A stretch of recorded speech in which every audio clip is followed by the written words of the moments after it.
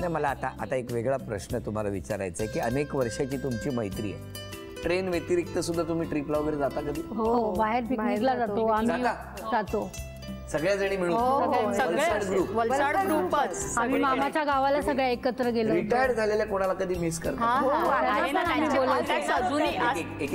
आज येणार होत्या खरं त्या, पण त्या नेमक्या ठाण्याला गेल्यात म्हणून त्या येऊ शकल्या. कोण?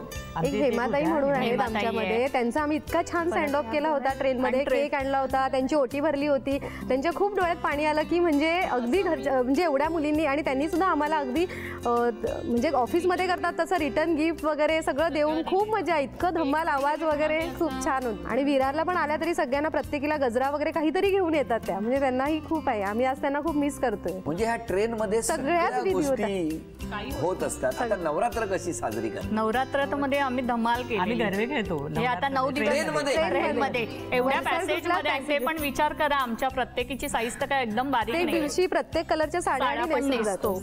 गरबा झालं, नवरात्र झालं, गणपती पण साजरा करतात. गणपती म्हणजे आणत नाही, गणपती आणत नाही, बाकी जाणं वगैरे, मग ते कोणाच्या घरी गणपती असेल त्या दिवशी मग जाणं, सेलिब्रेशन करणं, नैवेद्य वगैरे आणता की नाही, मोदक आणतो ट्रेन मध्ये, हळदी कुंकू वगैरे? हो, हळदी कुंकू करतो.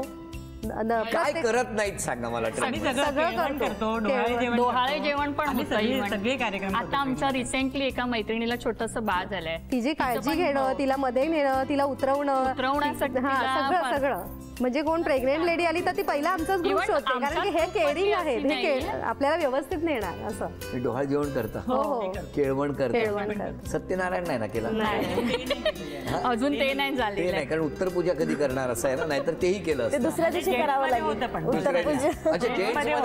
पूजा होते, सत्यनारायणची पूजा होते ना बलसाडला.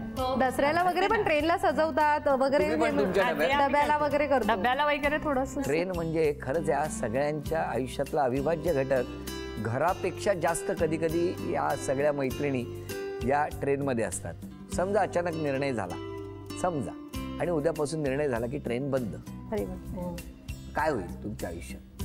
काय बदल होईल? काय फरक पडेल? बंद म्हणजे आम्ही अशी कल्पनाच करू शकत नाही ट्रेन बंद.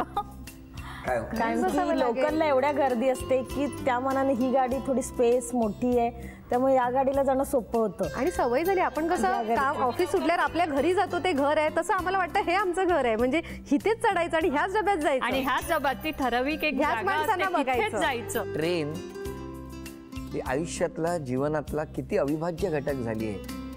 आणि ती रेल्वे गाडी नुसती नाही तर ते घर झालेलं आहे.